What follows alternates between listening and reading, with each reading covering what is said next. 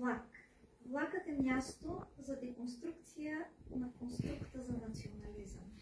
Ничия земя, движеща се от А до Б по разписание.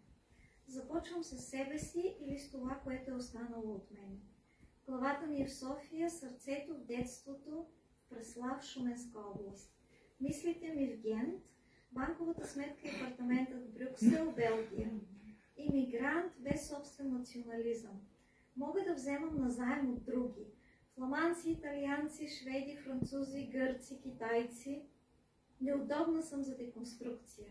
Толкова празна от национално съдържание.